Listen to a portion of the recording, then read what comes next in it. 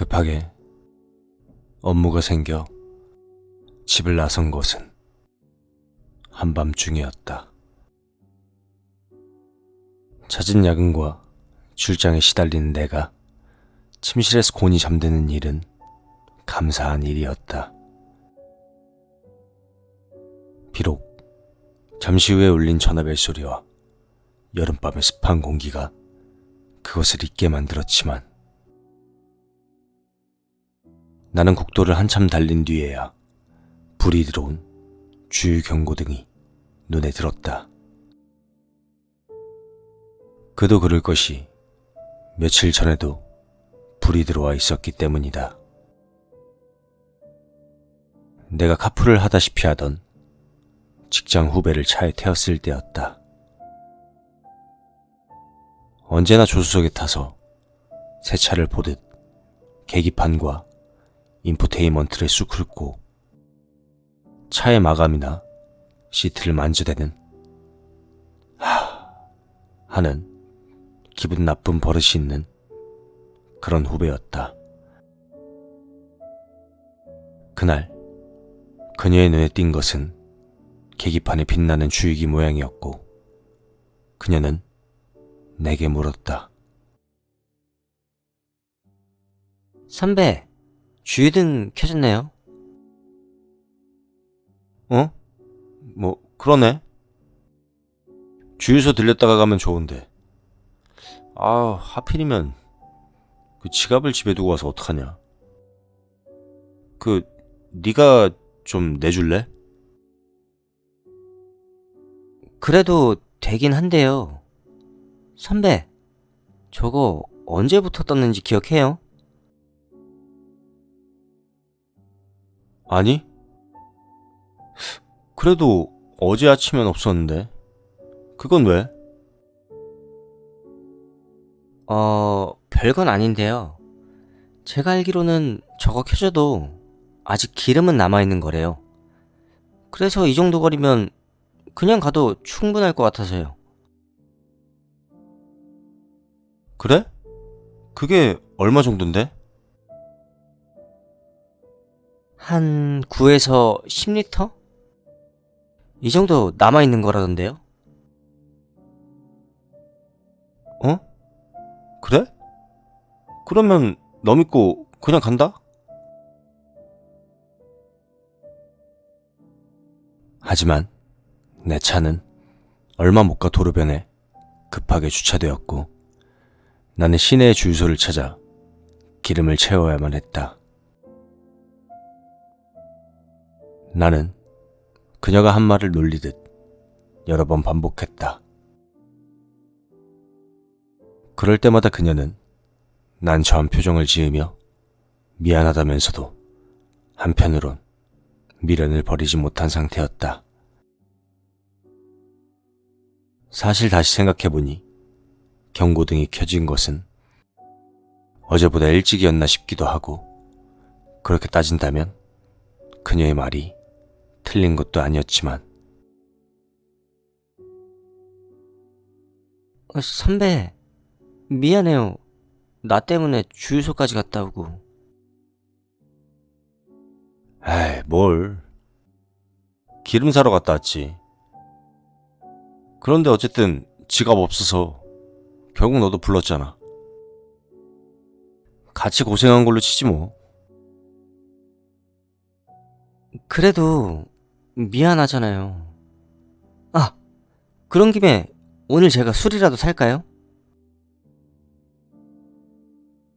평소에는 회식이나 술자리도 끼지 않던 그녀가 어쩐 일로 술을 사려는 건지 내심 놀랐지만 그 정도로 미안했기에 이런 제안을 했나 싶었고 또 그녀의 성의를 거절할 순 없었다.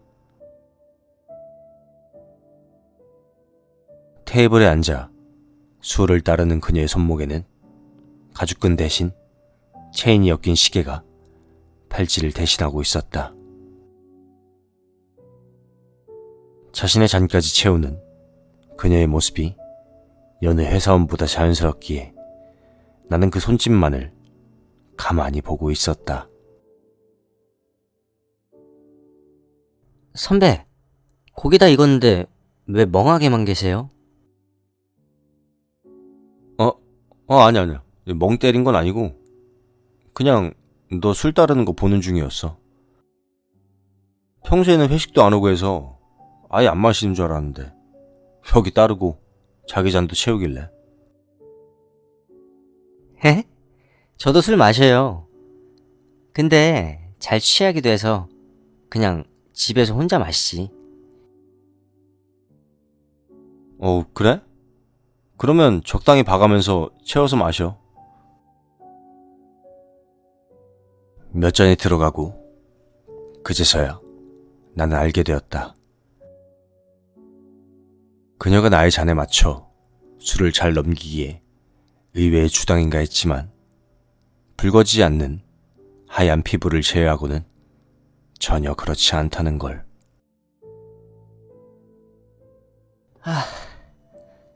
이래도 저 숙취는 정말 없어요. 걱정하지 마세요. 그래. 그래도 너 집까지는 내가 데려다 줘야지. 선배, 차 안 갖고 왔어요? 저 걸어가기 너무 힘든데. 아휴, 술 마시는데 차는 무슨 차야. 그리고 집이 코앞인데. 마저 가자. 그 차 좋은데 편하고 시트도 부드럽고 넓고 선배랑 닮았어요. 얘가 무슨 소리 하는 거야. 그 차가 그렇게 좋냐? 당연하죠. 아니, 됐어요. 그냥 가요. 나도 그녀가 시무룩한 까닭을 안다. 하지만 그게 술김이었는지 혹은 그냥 칭찬이었는지 확신이 없었으니까.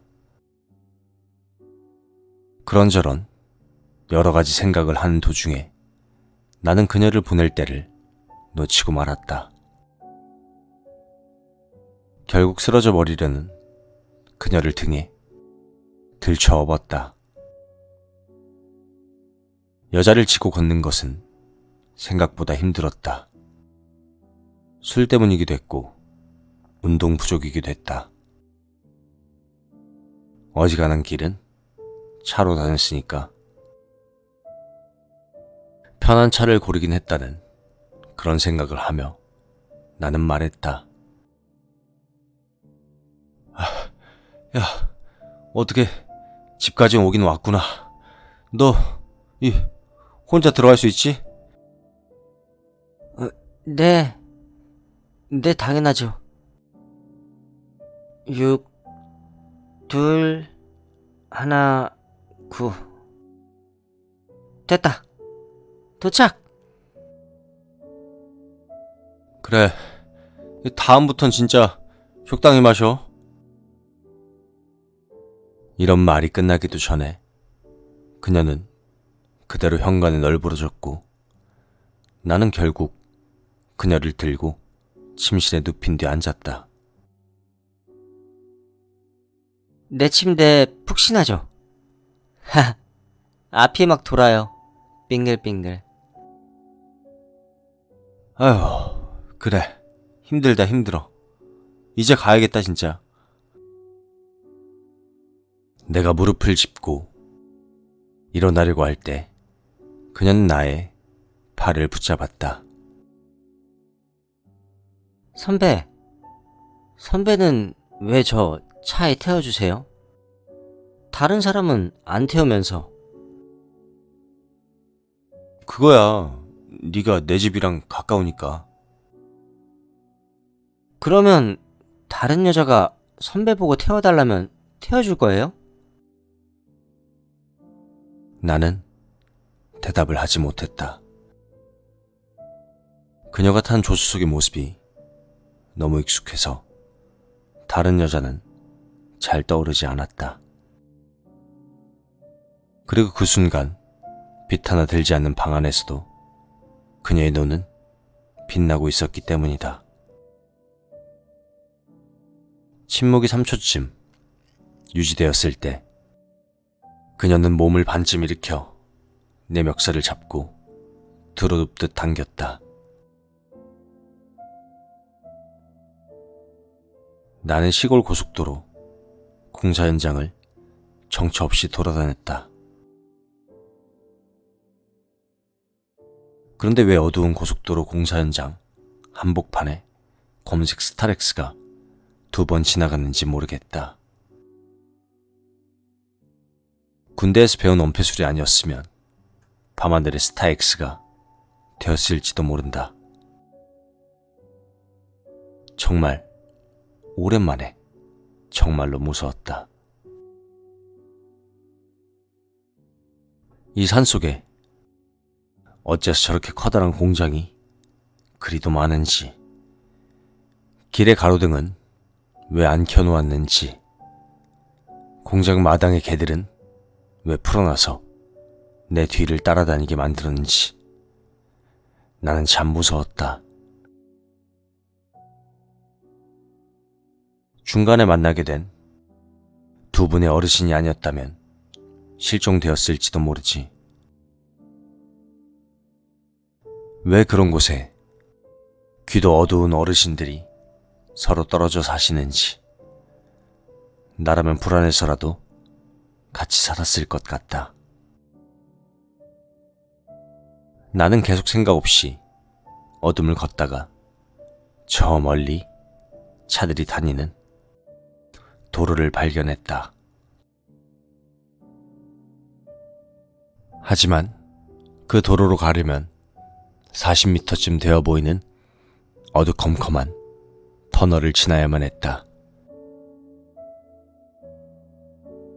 내가 터널을 지나려고 했을 때 터널의 출구 쪽에는 다 자란 진돗개 크기의 개 2마리가 서 있었고 나도 모르게 소리를 질렀다. 그러자 개들은 홍해가 갈라지듯 양옆으로 길을 텄다. 그 사이를 도망치듯 뛰게 되면 오히려 뒤에서 날 물지 않을까 싶어 나는 주인이라도 된 양 당당하게 걸었다. 터널을 지나 불빛을 향해 가려는데 개들이 나를 따라왔고 나는 밀려오는 두려움에 있는 힘껏 도망갔다. 나를 놓쳤다는 걸 2번, 3번 확인한 후 내가 원래 이렇게 빨랐나? 이런 생각을 했지만 분명 저 불쌍한 개들은 허기가 져 힘이 없었을 것이다. 힘이 없다는 것을 미리 알았더라면 이런 꼴을 보이지는 않았을 텐데. 아쉬움을 뒤로하고 다시 빛나는 도로를 향해 쉼없이 걷는다. 가까워짐에 뭇 감동이 밀려오르는 순간 뒤가 서늘했다. 어느새 그 개 2마리가 다시 내 뒤를 따라 졸졸 따라오고 있었다. 나는 너무 놀라 힘이 풀려 그 자리에 주저앉았다. 개들이 가까워졌고 내 얼굴을 핥는다. 나는 잠에서 깬다. 2 스타렉스, 2 할아버지, 개 2마리. 그 꿈은 뭐였을까?